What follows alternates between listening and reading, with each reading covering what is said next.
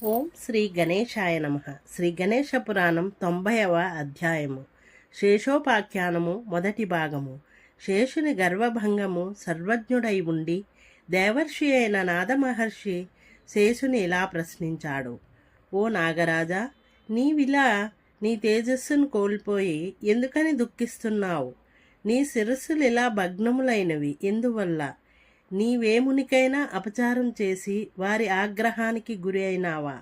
లేక ఒళ్ళు మరిచిన గర్వంతో శంకరునికేమైనా అపచారం చేశావా? ఓ శేష, ఆ కారణము నాకు వివరించి చెప్పు. ఆ తరువాత నీ దుఃఖ నివారణకు తగిన ఉపాయాన్ని చెబుతాను. నీవు అత్యంత శక్తిమంతుడవు కనుకనే ఈ ధరణీభారాన్ని నీవు నీ పనములపై సునాయాసంగా మోయగలుగుతున్నావు. ఈ మాటలకు బదులు పలకకుండా భారంగా నిట్టూర్చి మౌనం దాల్చి ఉన్న శేషుని చూచి దయార్థ హృదయుడైన ఆ దేవర్షి నారదుడు కరిగిపోయి తనంతట తానే ఆ నాగరాజుకు శ్రేయప్రదము తిరిగి అతడిని స్వస్థానం పొందేలా సహకరించే మంగళకరమైన ఉపాయాన్ని ఇలా ఉపదేశించాడు. ఓ ఆదిచేస, శక్తి సామర్థ్యాలు కలిగిన శేష, నీకు శ్రేయాన్నిచ్చే నా వాక్యాన్ని శ్రద్ధగా ఆలకించు. ఏ ఉపాయం వల్ల సమస్త దేవతాగణములు నీ కింకరులవుతారో, ఏ ఉపాయం చేత నీవు ఈ సమస్త భూమండలాన్ని బాలుడు శిరస్సున ఒక పూమాల ధరించినట్లుగా ధరించగలుగుతావో ఆ ఉపాయాన్ని ఇప్పుడు చెబుతాను. అప్పుడు శేషుడిలా వినమ్రుడై పలికాడు. ఓ మునిపుంగవ, తీవ్రంగా గాయపడిన వాడినవటం చేత మునిపటిలా భూమండలాన్ని నా శిరస్సులపై మోయగల సామర్థ్యం కొరవడి అందుక సక్తుడనై ఉన్నాను. ఓ మహానుభావ, తిరిగి నా పూర్వపు స్థితి నాకెలాగున సిద్ధిస్తుందో ఆ ఉపాయాన్నే దయతో తెలుపు.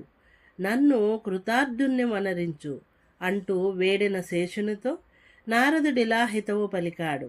ఓ రాజా, నీకు ఆ దేవదేవుడైన గజానను యొక్క అనుగ్రహం కలిగించే మహామంత్రోపదేశం గావిస్తాను. ఎవరి యొక్క దివ్యానుగ్రహ ప్రభావం చేత ఇంద్రాది దేవతలు తమ తమ పదవులను పొందారో, త్రిమూర్తులెవరి ఆజ్ఞానువర్తులై సృష్టి స్థితి లయములను నెరవేర్చుతున్నారో అటువంటి దేవదేవుడు ప్రసన్నుడైతే నీవు తిరిగి నీ పూర్వపు వైభవాన్ని సంతరించుకోగలవు. ఓ శేష, నిన్ను చూడటంతోనే నా మనస్సు జాలిచింది ద్రవిస్తోంది. అందుచేత నీకు పూర్ణ స్వస్థత చేకూర్చేటటువంటి గణేశ షడక్షరీ మంత్రాన్ని ఉపదేశిస్తాను. దీన్ని నీవు గనక శ్రద్ధతో జపించినట్లయితే నీకు గజాననుడు తప్పక సాక్షాత్కరించగలడు అంటూ ఓ వ్యాసమునీంద్ర, నారద మహర్షి శేషునకు మంత్రోపదేశం గావించి అంతర్హితుడైనాడు.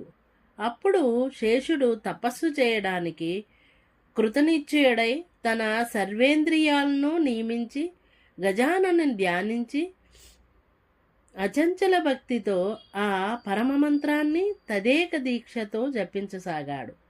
ఇలా 1000 దివ్యవత్సరాలు గడిచిన తరువాత దేవదేవుడైన గజాననుడు ఆ శేషునకు సాక్షాత్కరించాడు. ఆ దివ్య సాక్షాత్కార వైభవం ఎలాంటిది అంటే, సింహవాహనారూఢుడై త్రినేత్రుడై దశబాహువులతో బాహుపురులు కుండలములు ధరించి మెడలో మెరిసే ముత్యాలహారాలతో రత్న కిరీటాన్ని రత్న ముద్రాక్ష సూత్రములను దాల్చి సురలకు నరులకు నానావిధ వరాలనొసగే ఏకదంతుడై దర్శనమిచ్చాడు. సిద్ధి బుద్ధులతో కూడినవాడై శేషుడు ఏ విధంగా ధ్యానించాడో అట్టి మంత్రమూర్తిగానే సాక్షాత్కరించాడు. కోటి సూర్యులను ధిక్కరించే దివ్య ప్రకాశంతో 4 దిక్కులు ఆ కాంతితో ప్రకాశిస్తుండగా దిగ్భ్రాంతి చెందిన శేషుడు ఆ తేజస్సుకు వెరచి కళ్ళు మెరమిట్లు గొలపగా చూడజాలక భయంతో కన్నులు మూసుకున్నాడు. తిరిగి కొంతసేపటికి ధైర్యం తెచ్చుకొని తనలో తానిలా అనుకున్నాడు. ప్రళయకాలాగ్నిని బోలిన ఈ తేజస్సు ఏమిటి? ఇది సకల లోకాలతో పాటు నన్ను తనలో దహించివేయదు కదా. నేను శుభఫలాన్ని ఆపేక్షించి సత్కర్మను ఆచరిస్తుంటే ఆ విపరీతం ఏమిటి? లేదా ఈతడు నారదునిచే ఉపదేశితమైనట్టి మంత్రమూర్తి అయిన గజాననుడా అనుకుంటూ చింతాక్రాంతుడవగా, గజాననుడిలా అతడికి అభయమిచ్చి ఆశ్వాసించాడు. ఓ నాగరాజా, భయపడకు. దివారాత్రములు ఏకమనస్కుడవై నీవెవరినైతే ధ్యానించావో ఆ మంత్రమూర్తి అయినట్టి గజాననుడిని నేనే. నీ భక్తికి మెచ్చి నీకు కోరిన సకల వరాలనీయదలిచి ఇలా నీ ఎదుట సాక్షాత్కరించాను. సృష్టి స్థితి లయాలకు కారణమైన పరబ్రహ్మతత్వాన్ని నేనే. నా యొక్క తేజస్సు వల్లనే సూర్య చంద్రాది నక్షత్రాలు ప్రకాశిస్తున్నాయి. పరబ్రహ్మ స్వరూపుడనైనప్పటికీ లోకోపకారార్థమై నీకు వరములనివ్వడానికి ఇలా సగుణ రూపంలో ఆవిర్భవించాను. కనుక నీకు కావలసిన వరాలన్నిటినీ కోరుకో అని గంభీర ధ్వనితో ఉరిమినట్లుగా పలుకగా, శేషుడిలా భక్తి ప్రపత్తులతో వేడుకున్నాడు. ఓ దేవా, నీ యొక్క ప్రచండ తేజస్సు చేత దిగ్భ్రాంతుడనై నీ వంక చూడలేక నీతో మాట్లాడేందుకు సాహసం చేయలేకపోతున్నాను. నాయందు దయతాల్చి సౌమ్యమైన రూపాన్ని ధరించి అనుగ్రహించవలసింది. ఓ వ్యాసమునీంద్ర, ఇలా భక్తుడైన శేషుని అభ్యర్థన మేరకు కరుణాంతరంగుడైన ఆ గజాననుడు కోటి చంద్రులతో సమమైనట్టి శీతలమైన ప్రశాంత సౌమ్య రూపాన్ని దాల్చాడు. అప్పుడు ఆ శేషుడు అఖిలేశ్వరుడైనట్టి ఆ గజాననుని ఇలా స్తుతించి వరములను కోరి ధ్యానించాడు. అనాది నిధనుడవైన ఓ దేవా, నీకు నమస్కారము. సర్వవ్యాపకుడవు, సకల జగత్తు నీ స్వరూపమే అయినవాడువు, విశ్వేశ్వరుడువు, సకల జగాల చేత కొనియాడబడే నీకు నా నమస్కారము. త్రిగుణాలకు అతీతుడవైన వాటికి అధీసుడవైన ఓ ప్రభు, నీకిదే నా శరణాగతి. గణములకు అధ్యక్షుడువు, విద్యలకెల్లా వజ్జువు, దేవదేవుడువైన ఓ ఘనాధిప, నీకు నా ప్రణతి. సురలెల్లరూ భక్తి శ్రద్ధలతో కొలిచే ఘననాయక, నీకు నమఃసుమాంజలి. అష్టసిద్ధులను అనుగ్రహించే నీకు, విఘ్నహర్తకు, సర్వసిద్ధిప్రదునకు నా శతసహస్ర వందనములు. సిద్ధి బుద్ధులకు నాథుడవై సమస్త శుభఫలాలను అనుగ్రహించే ఓ వరద గణేశ, ఓ గణనాయక, నీకు నమస్కారము అంటూ, ఓ మునీంద్ర, ఆ శేషుడు ఏ వరాలను అర్థించాడో, ఆ దేవవంద్యుడు ఏ వరాలను అనుగ్రహించాడో విను అంటూ చతుర్ముఖుడు కొనసాగించాడు తన కథనాన్ని. ఓ దేవదేవ, నీ యొక్క ఈ దివ్య సందర్శనం చేత నా జన్మ, తపస్సు, జ్ఞానములు సార్థకమైనాయి. నా మాతాపితరులు ధన్యులైనారు. నా నేత్రాలు, దేహము, శిరస్సులు అన్నీ ధన్యములయ్యాయి. నిన్ను స్తుతించటం చేత నా జిహ్వ కూడా చాలా ధన్యమైంది. నీ సందర్శన భాగ్యం చేత నా నాగకులము, శీలము యావత్తూ ధన్యమైనాయి. ఓ దేవా, నీ అఖండ భజనను సదా నాకు అనుగ్రహించు. నీవు సకలము ఎరిగిన సర్వజ్ఞుడవు. అనర్థకారి అయిన గర్వం కారణం చేత నా శిరస్సులు ఈ రకంగా ప్రక్కలైనాయి. మహేశ్వరుని ఆగ్రహానికి గురైనాను. నాకు దైవికంగా కలిగిన నారదానుగ్రహం చేత నీ సందర్శన భాగ్యం కలిగింది. ఓ దేవా, 3 లోకాలలోనూ శ్రేష్టత్వాన్ని, ధరాధారణ సామర్థ్యాన్ని నాకివ్వు. స్థిరమైన స్థానాన్ని నాకు ప్రసాదించు. నిత్యము నీ సందర్శన భాగ్యాన్ని నాకు అనుగ్రహించు. శంకరుని సాన్నిధ్యము, స్థిరభక్తి నాకు అనుగ్రహించు అంటూ ప్రార్థించగా ఆ కరివదనుడిలా పలికాడు. ఓ శేష, నీ శిరస్సులు 10గా ప్రక్కలైనాయి కనుక 1000 పగడలతో సహస్రవదనుడవని ప్రఖ్యాతిగాంచగలవు. ప్రఖ్యాతిగాంచగలవు.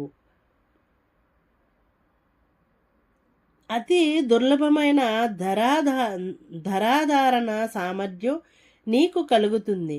ఇకపై నీవు స్థిరముగా శంకరుని శిరస్సును అలంకరించగలవు. అంతేకాదు నీ కోరిక మేరకు నా సాన్నిధ్యాన్ని కూడా సతతము పొందగలవు. నీ సకల మనోభీష్టములు అవశ్యము నెరవేరుగాక అంటూ వరములను గుప్పించి అతన్ని అనుగ్రహ పురస్సరంగా తన ఉదరమున బంధించుకున్నాడు.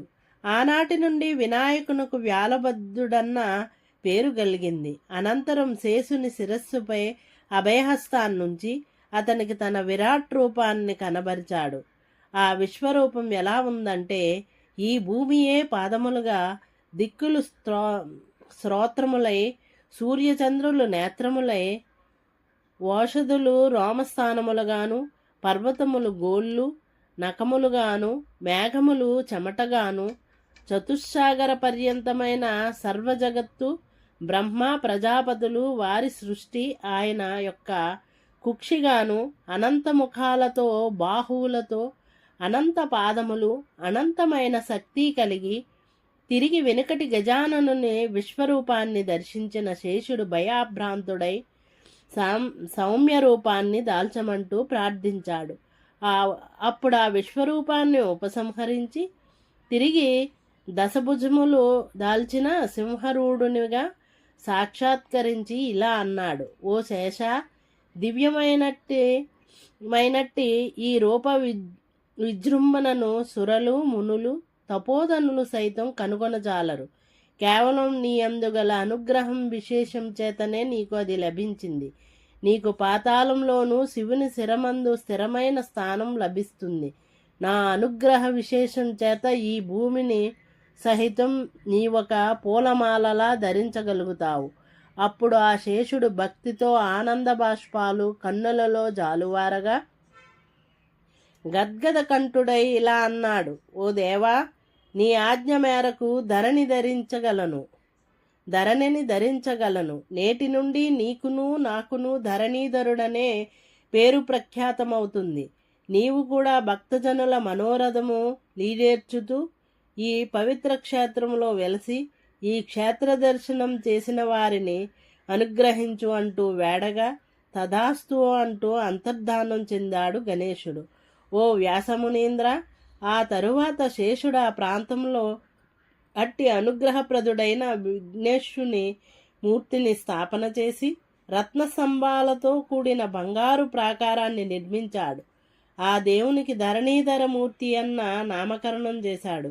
తాను శ్రీహరి పానుపై భూదేవిని పుష్పమాల వలె ధరించాడు. గజాననుని యొక్క నాభి పద్మమున కూడా శేషుడు స్థిరవాసం ఏర్పరుచుకున్నాడు. ఓ వ్యాసమునింద్ర, ఈ విధంగా గజాననునే అనంత మహిమనంతా వివరించి చెప్పాను. ప్రవాల నగరం ఈ ధరణీధరుడు ఖ్యాతిగా వెలిసిన పుణ్యక్షేత్రం. శేషుడు గజాననుని ఆరాధించి అనుగ్రహాన్ని వడిసిన చోటనే ఇది శ్రీ గణేశ పురాణం ఉపాసనాఖండంలోని శేషోపాఖ్యానం అనే 90వ అధ్యాయం సంపూర్ణం. ఓం శ్రీ గణేశాయ నమః.